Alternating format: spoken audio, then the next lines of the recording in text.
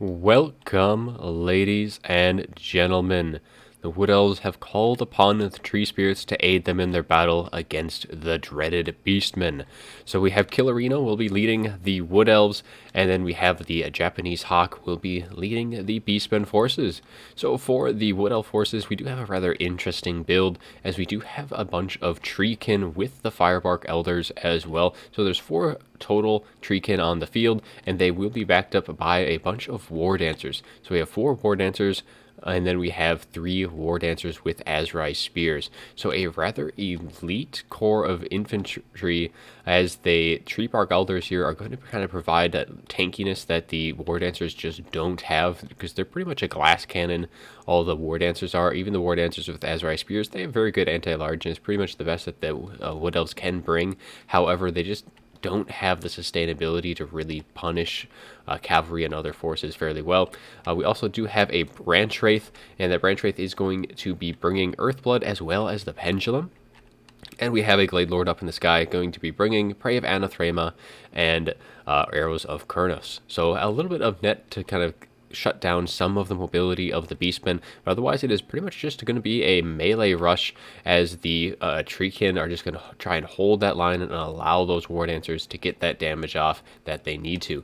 But for the Beastmen who they will be facing off against, we do have Morgur the Shadowgave will be leading the Beastmen forces, and he is going to be bringing his a couple of his abilities for his Chaos Bond, so the Stave of Ruinous Corruption, as well as the Spirit Essence of Chaos, to get a lot of summons on the field. And speaking of summons, we do have a Bray Shaman of Wild, which is going to be bringing the Cygor summon with Savage Domination. So a couple of Cygors on the field, always a good summon ability there for 18 Winds of Magic. And we have a Bray Shaman of Wild, which will be on the task of clearing out some of the infantry with its wind spells with Viletide and Bray Scream. And we do also have Jagged Dagger getting a little bit of extra power reserves, as there is quite a bit of magic to be cast with the Cygor summons as well as the Viletide and Bray Scream. So anyways, for the infantry, we do have just a front line of Ungor Spearmen Herd across the front line, and they will have some Minotaurs with shields as well to help assist that frontline battle, and we have a couple of Ungor Raiders as well to provide a little bit of missile support, and they will actually do fairly well against the unshielded War Dancers and Azrai Spears.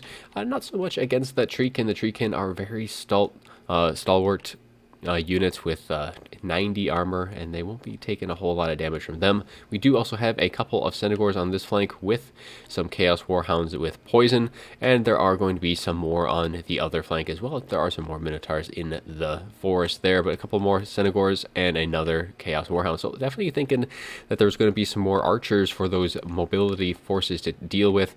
But those are going to be our armies, so let's get this show on the road, as both armies do kind of move forward across one another, as the Beastmen, though, will be vanguarded up, so they do have a lot less distance to run, as the Glade Lord just trying to get some damage off again with the Arrows of Kurnos going into that Bray Shaman of Wild and just kind of plucking away with its shots. However, the advance is going to be underway, as this Beastmen get all the charges off these War Dancers, not getting any charges, so they should be able to deal with things.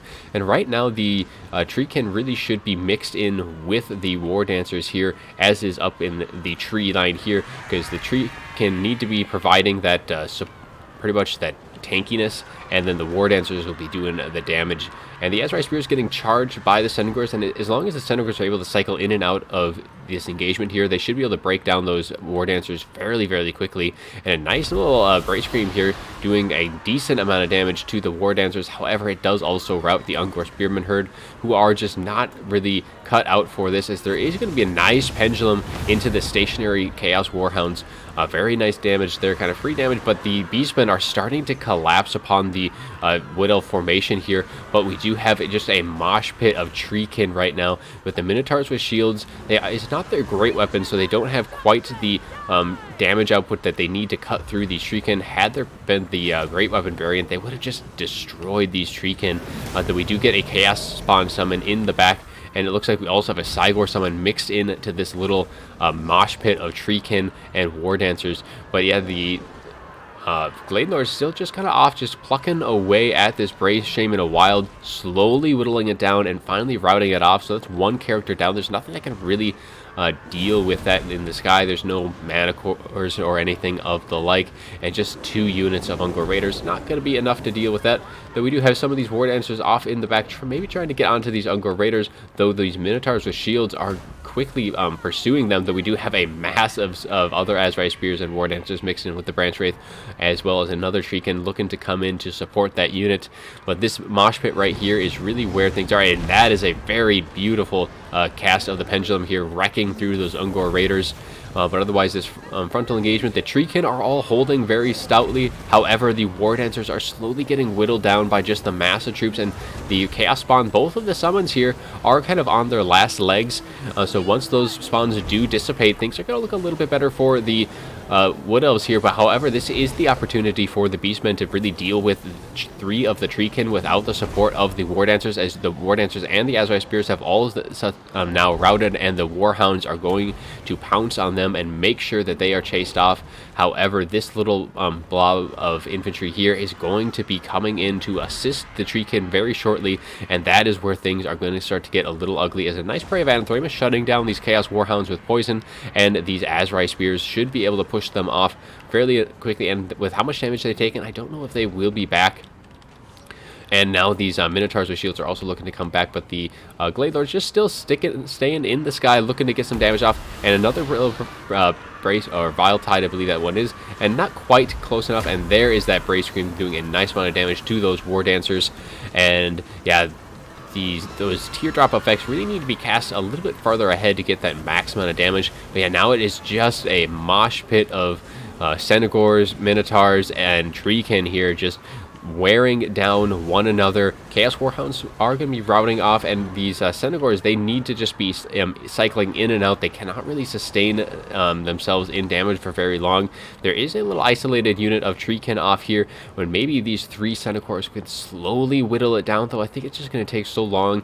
And the Wood Elves, though, would like to pull them into this just mosh pit right here, as units are slowly getting peeled off by the Beastmen, as there is a nice Arrows of Kurnus right into the Brace Shaman of Wild, and doing a nice amount of damage there. And it's pretty much now down to just Morgur, the Shadowgave, and the Mobility Core of the Senegors on the far fringes. However, even that is getting broken down fairly effectively by just the mass of Treekin right here, as they just stand the tide of Beastmen and allowing these War Dancers to just slowly whittle things down. But yeah, these War Dancers have all taken a considerable amount of damage, as you can really see just how glass cannony they are. And yeah, the Senegor is now just not going to be able to break through this Treekin here, and that Gladelord, just uncontested throughout this entire match, is just able to continue firing in bit by bit, doing damage to Morgur, slowly whittling him down, as the balance of power is now finally coming into the favor of the Wood Elves. But that is just a thing with the Beastmen. Their balance of power always favors them with how their summons are, and Morgur just has such a massive bonus to that balance of power, which is nice for army losses, but it does inflate that a little bit on the tide of things. And now Morgur is going to be wavering right now, and as soon as he routes, that is likely going to be it. And I don't really see any way for the Beastmen to come back into this. They just don't have the stopping power to deal with the Treekin at this point, now that all the Minotaurs are gone, and the Ungor Raiders slowly getting whittled down, and there is still some Senegors left, though there's just nothing that can really deal with it, and that is going to be army losses, though, and the Wood Elves will take it. So let's take a look at the after battle report.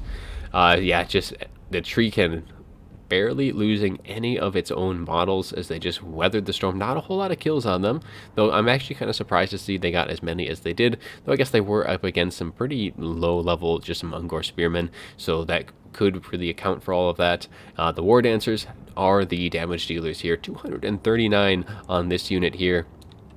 And yeah, they are very glass cannony, as they all took so much damage, and they're all very expensive too. So the War Dancers need to be with other units that can withstand things. So either mix them in with Eternal Guard, or yeah, with these Treekin here, because they can take quite a bit of damage themselves. Ungor Raiders really didn't do as much. I think they were pretty much firing in at the Treekin, and I think for them that's just a waste of their ammunition, because those shots need to be into the War Dancers. The Treekin can just take that fire all day, and they will not go down in the slightest.